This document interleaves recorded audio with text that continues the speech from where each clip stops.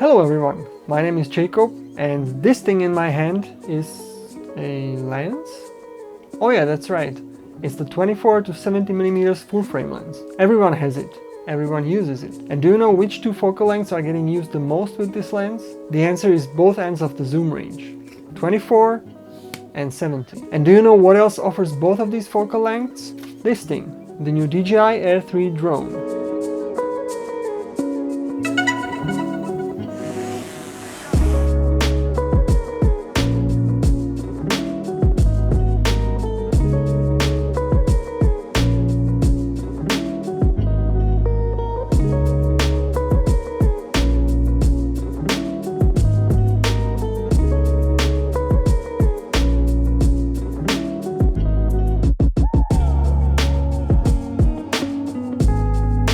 Apart from the dual camera head, what strikes you first about the new Air 3 is that it gained some weight. The body got redesigned to match the new Mavic 3 series look, and it is now noticeably larger than the previous Air series drones. In fact, every new drone in the DJI Air series increased the takeoff weight a little bit. The first DJI Mavic Air from 2018 had a takeoff weight of 430 grams. The Mavic Air 2, announced in 2020, increased the takeoff weight to 570 grams.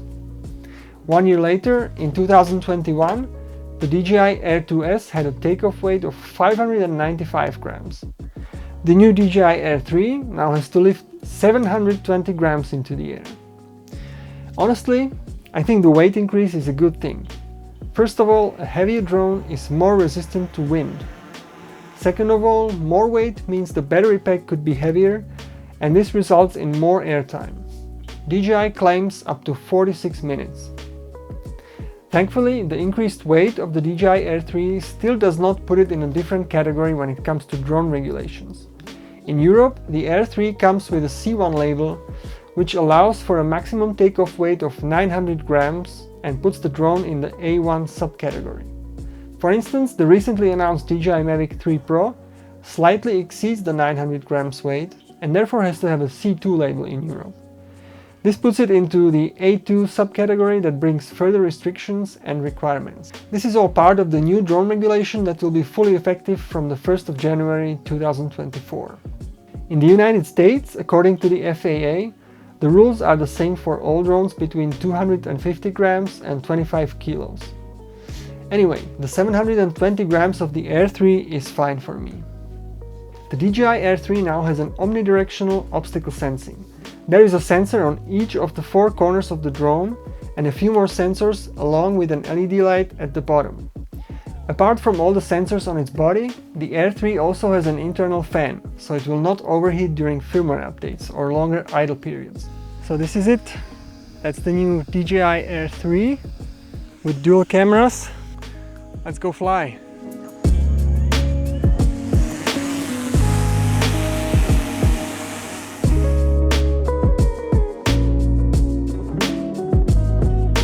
Next thing what I like about the DJI Air 3 is the option to set maximum flight speed in every mode.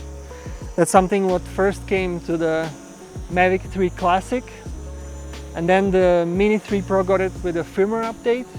And so what it enables you to do when you go to control settings, gain and export tuning, for each mode, Cine, normal and sport, you can set the maximum horizontal speed, maximum ascent speed, descent speed, velocity, all kinds of stuff. And so what I like to do for the Cine mode, I just set the horizontal speed, ascent and descent speed on minimum, angular velocity on minimum as well. And then for the normal mode, I usually tune it down to what the Cine mode had from factory settings. So I also reduce that because I still have sport mode. I usually leave the sport mode to be on maximum because sometimes I want to get somewhere quickly because, I don't know, I'm filming a sunset and the sun is slowly going away and I really want to be 100 meters away as quick as I can. So I just switch to sport mode. I get there, switch to cine mode and then I can make my smooth shots. And that's really nice. I'm glad it's back, because this used to be a tripod mode with the old Mavics, and now it's back even better because you can set everything up how you want it.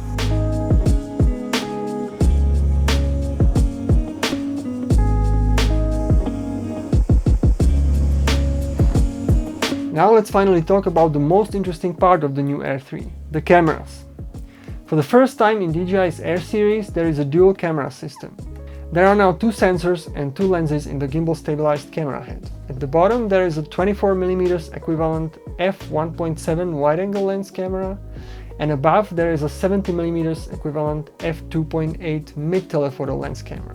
The minimum focus distance is 1 meter for the wide-angle camera and 3 meters for the telephoto camera. Like I said in the beginning, I think these are both very usable focal lengths, and another great thing is that both sensors are the same size, same resolution, and capable of the same frame rates.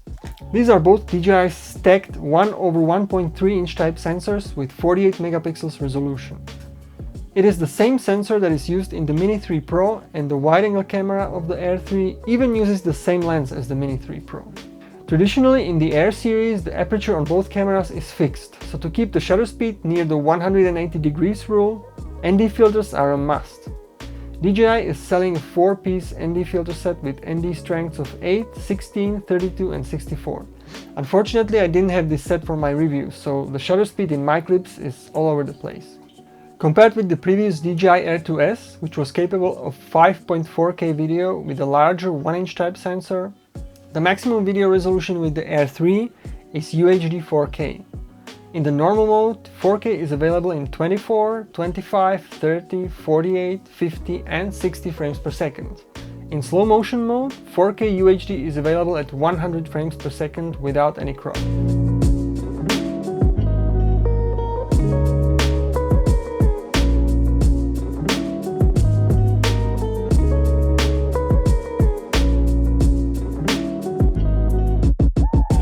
If you need even more slow motion, the drone can record 1080p in up to 200 frames per second. Here I need to mention that slow motion clips are slowed down in the drone and saved as 25 frames per second clips, so keep that in mind if your project has a different base frame rate.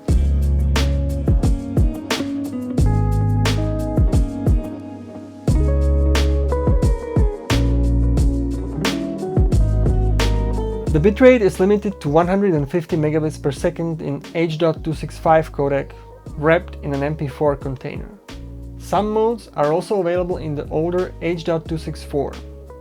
From my understanding, in video mode, the drone uses a bint 12 megapixel version of the sensor and there is no oversampling. Apart from the normal color mode, each camera can record in a D-Log M profile with 10-bit 420 color. That's how I shot most of my clips, in the D-Log M profile. When grading, I tweaked white balance, brightness and contrast, and then used the old D-Log M to Rec 709 LUT from DJI, which was created for the Mavic 2 Pro, as I could not find any newer version of the LUT. I found this LUT to be too heavy on the saturation, so I always had to tune it down a bit. During my review, the DJI Air 3 firmware did not allow me to change sharpness and noise reduction. This is something I like about my Mini 3 Pro, where I could tune these settings down and deal with noise and sharpness in the post-production if needed. The good news is that DJI told us these settings will be available when the DJI Air 3 gets launched.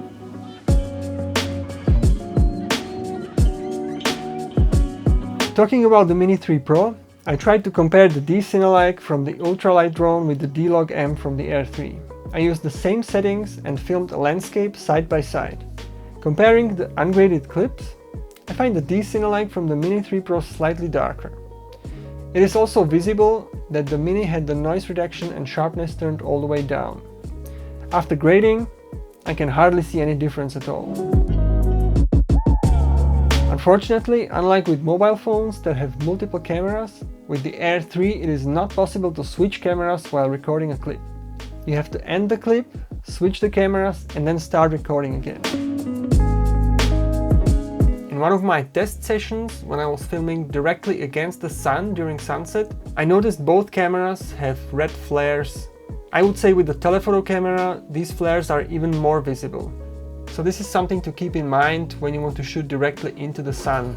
Next thing I like about the new DJI drones, and Air 3 is no exception here, is that the camera of the drone can look up. It can be tilted up to 60 degrees upwards, which enables more creative angles. If vertical video is important for you, the Air 3 can film up to 2.7K 60 frames per second vertically. However, unlike the Mini 3 Pro, the Air 3 camera cannot physically rotate by 90 degrees to better capture vertical footage. Instead, it uses the full height of the 4x3 sensor, and it will therefore give you more vertical resolution and field of view than simply cropping from a horizontal 16:9 video. To demonstrate this, I made a simple field of view comparison test. You can see a still photo, horizontal video and vertical video that I made while hovering in one spot. The same mechanism applies to both cameras of the DJI Air 3. When it comes to still photos, both cameras can shoot up to 48 megapixel photos in either JPEG or DNG RAW format.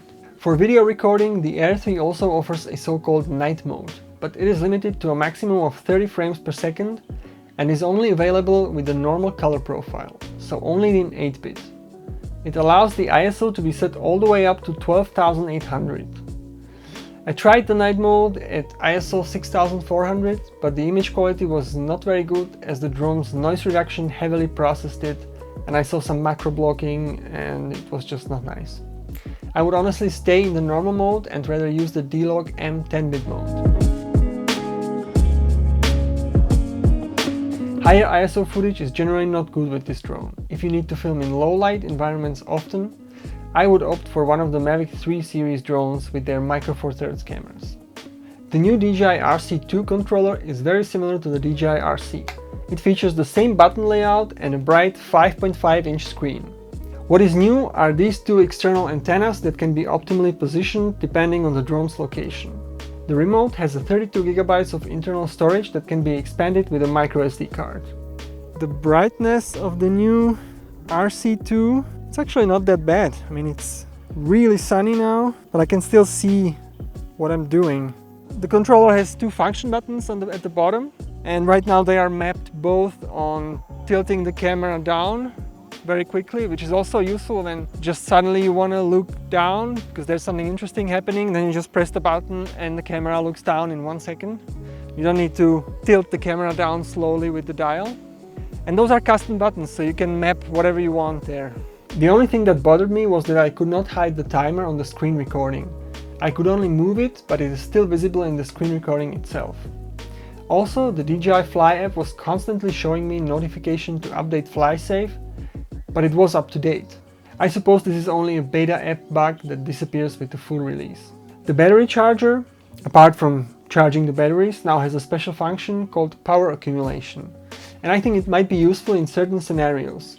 Without even plugging the charger anywhere, you just long press the power button and it will accumulate the remaining power of all three batteries into one with the most remaining power to provide more flight time with this battery. The Air 3 has a new O4 video transmission system which extends the maximum reach and makes the signal once again more robust. Very interesting is also the option to plan a route with waypoints, save it and let the drone fly the route automatically and repeat it whenever you want.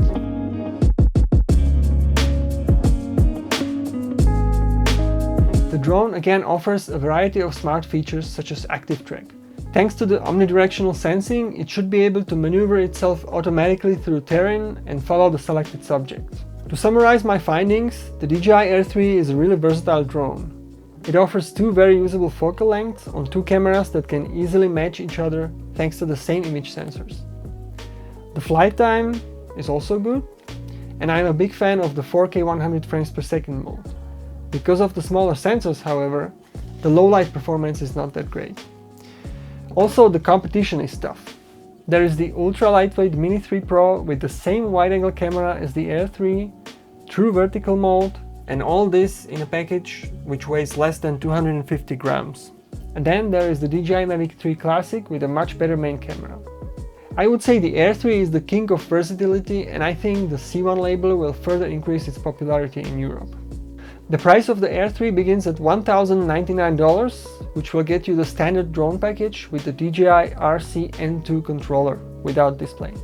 For the Fly More combo with the RC-N2, you need to prepare $1,349. And finally, the Fly More combo with the RC2 will sell for $1,549. Well, that's it for my review.